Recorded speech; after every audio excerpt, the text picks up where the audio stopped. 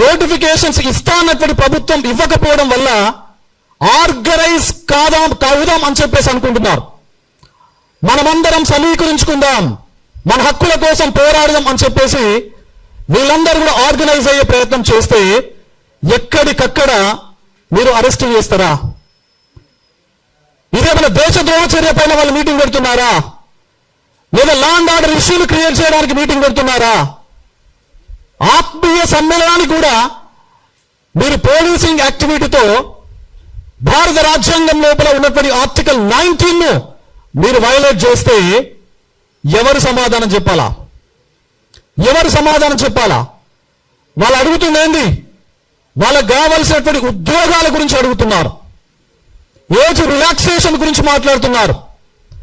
వీటికి సమాధానం చెప్పేటువంటి ధైర్యం మీకు లేదా? మీకు ధైర్యం లేకనే ఇలాంటి పిరికి పంద యాక్టివిటీస్ మీరు నిన్న ఎగ్జిక్యూట్ చేయడం జరిగింది. ఆత్మ న్యూనతా భావం మీ లోపల ఉన్నది.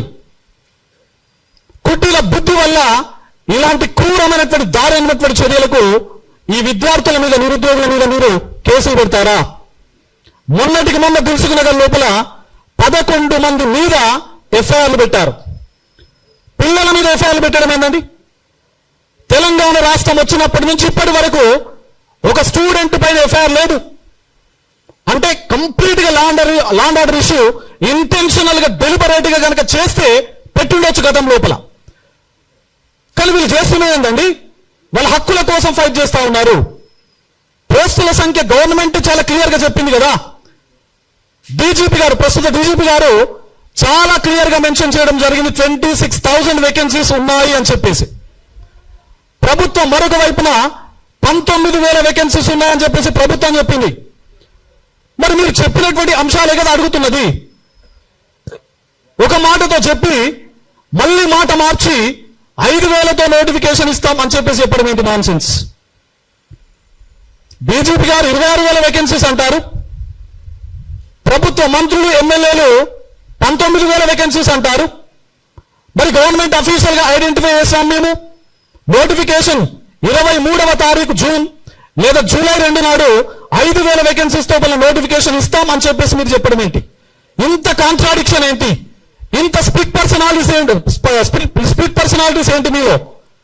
So we are definitely questioning on behalf of unemployed youth in the state of Telangana.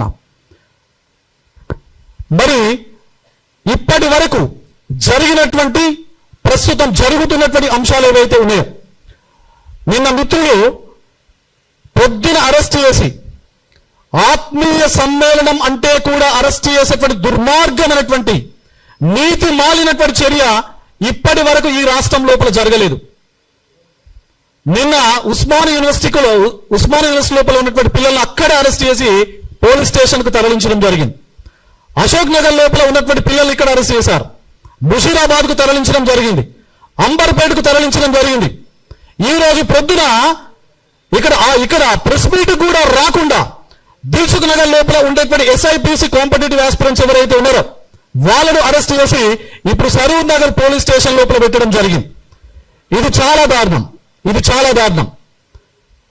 ఇప్పుడు దిల్సుఖ్నగర్ ఏదైతే ఎస్ఐపిసి ఉద్యమాన్ని నడుపుతున్నటువంటి ఇంద్ర అనేటువంటి నిరుద్యోగ మిత్రుని ఇప్పుడు అరెస్ట్ చేశారు.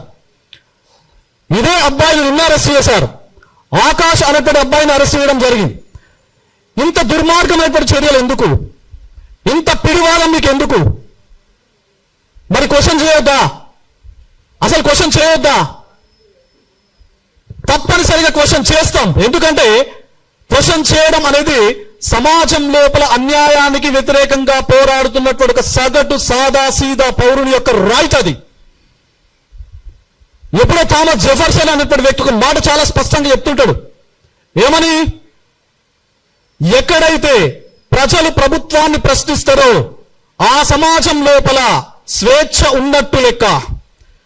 ఎక్కడైతే ప్రభుత్వం ప్రజల యొక్క స్వేచ్ఛను, ప్రజల యొక్క హక్కుల మీద పిడివాదం మోపడం జరుగుతుందో అక్కడ నిరంకుశత్వం రాజ్యమేలుతున్నట్టు లెక్క అని చెప్పేసి. మరి ఇప్పుడు చూస్తున్నటువంటి సంఘటనలు బట్టి చూస్తే ఈ రాష్ట్రం లోపల స్వేచ్ఛ ఉన్నట్ల, ఈ రాష్ట్రం లోపల నిరంకుశత్వం ఉన్నట్ల మనకి అర్థమవుతుంది. నిరంకుశత్వం ఉన్నట్లుగానే చాలా వేదికలపైన మన గౌరవ ముఖ్యమంత్రి వర్యులు చెప్తా ఉంటారు, నేను హిట్లర్ పాలసీని ఇంప్లిమెంట్ చేస్తున్నాను అని చెప్పేసి. మరి ఈ నిరంకుశత్వం కూడా హిట్లర్ పాలసీయే కదా, దాన్ని కూడా చదువుకున్నటువంటి విద్యార్థులపైన మీరు ఇలాంటి కార్యకలాపాలకు పాల్పడతారా? ఇది మీ నైతికతకు నిదర్శనంగా మీరు తీసుకోవచ్చా? అసలు ఈ నైతికతనేనా? ఇంత దారుణమైనటువంటి సంఘటనలు జరుగుతుంటే చిన్న పిల్లలండి పాపం దిల్సుఖ్నగర్లో 11 మెంబర్స్ పైన ఎఫ్ఐఆర్ పెట్టారు. వాళ్ళు ఏదో మీడియా పర్సన్స్ ఉద్యమకారులకు సంబంధించినటువంటి ఇంటర్వ్యూలు తీసుకుంటే ఆ పక్కన పాపం ఛాయ్ తాగడానికి వచ్చినటువంటి వ్యక్తి మీడియా వాళ్ళు వచ్చారు కదా అని చెప్పేసి ఏం మాట్లాడుతున్నారో అని చెప్పేసి చూద్దామని పక్కకు నిలబడితే వాళ్ళని కూడా తీసుకెళ్లి మీరు అరెస్ట్ చేసి ఎఫ్ఐఆర్లు పెడతారా?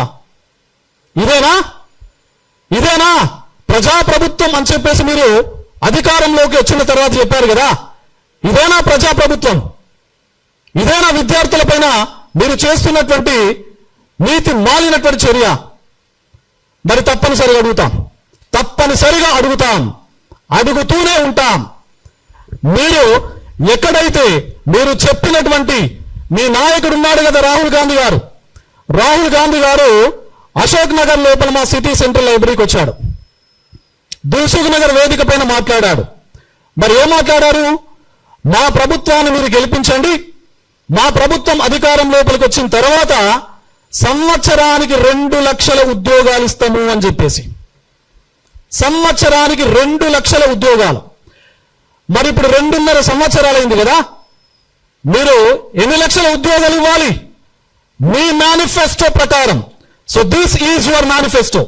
మీరు రూపొందించినటువంటి 420 మేనిఫెస్టో ఏదైతే ఉందో దాని లోపల 9వ పేజీ మీ యూత్ డిక్లరేషన్ గురించి మాట్లాడుతూ ఉంది. మీ రాహుల్ గాంధీ గారు ఇచ్చినటువంటి దాన్ని డాక్యుమెంట్ చేసినటువంటి యూత్ డిక్లరేషన్ గురించి మీ మేనిఫెస్టోలో ఉన్నటువంటి 9వ పేజీ మాట్లాడుతూ ఉన్నది. మీరేం చెప్పారు? 2 లక్షల సంవత్సరానికి ఉద్యోగాలని చెప్పేసి అన్నారు. దీని ప్రకారం మీరు ఈ రోజు నాటికి 2.5 సంవత్సరాలైంది కాబట్టి 2+2+1 5 లక్షల ఉద్యోగాల కల్పన ఇప్పటి వరకు మీరు చేసి ఉండాలా? మరి ఇప్పటి వరకు ఎన్ని చేశారు? మీరు చెప్తున్నటువంటి లెక్కలే కదా. మీరు చెప్తున్నటువంటి లెక్కల ప్రకారము 60,000 65,000 చేస్తామని చెప్పేసి మీరు ఊకదంపుడు ఉపన్యాసాలు వివిధ రకాల వేదికలపై నుంచి ఇస్తున్నారు కదా, మీరు, మీ మంత్రులు, మీ ఎమ్మెల్యేలు. మరి దిస్ ఈజ్ అ డాక్యుమెంట్. ఇప్పటి వరకు మీ ప్రభుత్వం వచ్చిన డిసెంబర్ 2023 నుంచి జూన్ 2026 వరకు మీరు ఇచ్చినటువంటి నోటిఫికేషన్స్, మీరు రిక్రూట్ చేసినటువంటి వేకెన్సీస్ కు సంబంధించిన లిస్టు ఇక్కడ ఉంది. మొత్తం ఇప్పటి వరకు 59,762 అండ్ రీసెంట్ గా ఇచ్చినటువంటి DyEO deputy education officer notification కూడా కలుపుకొని ఉంటే అదొక 24 పోస్టులు కలిపితే మీరు ఇచ్చింది రఫ్ గా ఒక 60,000. మీరు ఇచ్చింది అంటే కండిషన్ సప్లై. ఏంటి కండిషన్ సప్లై అంటే? ఫస్ట్ మీరు పోలీస్ రిక్రూట్మెంట్ కి సంబంధించి రిక్రూట్మెంట్ చేశారు. వాళ్ళకి పెద్ద ఎల్బీ స్టేడియం లోపల మీటింగ్ పెట్టి అపాయింట్మెంట్ ఆర్డర్లు ఇచ్చారు. అంటే గత ప్రభుత్వం ఉన్నప్పుడు ఇచ్చినటువంటి 16,347 వేకెన్సీస్ కు సంబంధించినటువంటి వేకెన్సీస్ ను మీరు రిక్రూట్ చేసి వాళ్లకు అపాయింట్మెంట్ ఆర్డర్లు మీ ద్వారా వాళ్ళ చేతుల్లో పెట్టారు. ఇవన్నీ ఇప్పటి వరకు రిక్రూట్ చేసినటువంటి 60,000 వేకెన్సీస్ కు సంబంధించినటువంటి మొత్తం నోటిఫికేషన్స్ గత ప్రభుత్వం ఇచ్చినటువంటి నోటిఫికేషన్స్. మరి మీరేం చేశారు? వాళ్ళు ఇచ్చిపోతే మీరు వీళ్ళ చేతులు ఇట్లా కాగితం, అపాయింట్మెంట్ కాగితం పెట్టి నేనే ఇచ్చినామని చెప్పేసి మీరు సభలల్లా, సమావేశాలల్లా చెప్పుకుంటున్నారు. గత ప్రభుత్వం అన్యాయం చేసిందనే కదా ఆ ప్రభుత్వం పైన వ్యతిరేక బావుట ఎగరవేసి ఆ ప్రభుత్వాన్ని పక్కన పెట్టి మిమ్మల్ని తీసుకొచ్చింది. మరి గత ప్రభుత్వం చేసేటువంటి తప్పిదాలకు సంబంధించినటువంటి అనుభవాల నుంచి మీరు నేర్చుకోవాల్సినటువంటి బాధ్యత మీకు ఉందా లేదా? మరి ఒకవేళ మాకు బాధ్యత లేదు అని మీకు అనిపిస్తే, మేము ఇలానే అరెస్టులు చేస్తాం అని చెప్పేసి మీకు అనిపిస్తే మేము ఇలానే విద్యార్థుల చేతులకు సంఖ్యలు వేస్తాం అని చెప్పేసి మీకు అనిపిస్తే భవిష్యత్తు ఉంది కదా, ఆ సంఖ్యలు వేసినటువంటి చేతులే రేపు ఓట్లుగా మారి మీ పతనానికి మరణ శాసనం లిఖిస్తాయి అని చెప్పేసి ఈ వేదిక ద్వారా నేను చెప్పదలుచుకున్నా.